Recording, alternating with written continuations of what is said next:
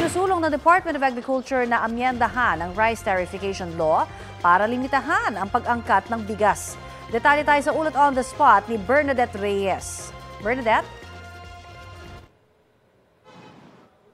Maaaring may mga magsara ng mga rice mills o imported o mga importers na lang ang i-trade nila ay mga imported rice na lamang sa halip na local rice kung patuloy na hindi mailimitahan ang pag-import ng bigas.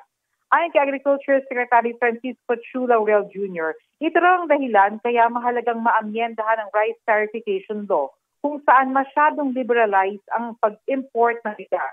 Irerekomenda raw ng DA na limitahan o i-regulate ang importation ng bigas. Nakapaghain na raw ng House Bill No. 1 si House Speaker Martin Romualdez sa 20th Congress.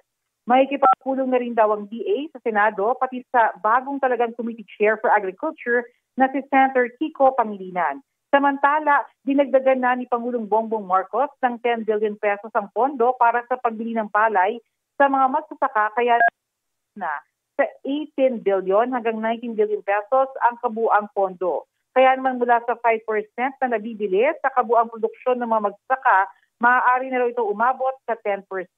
Samantala, simula sa August 13 ay kasama sa mga maaari makabili ng 20 bigas ang mga magsasaka. Sa mga susunod na taon ay ang target ng DA na 15 million households ang makikinabang sa 20 bigas. Balik sa iyo dyan sa studio. Maraming salamat, Bernadette Reyes.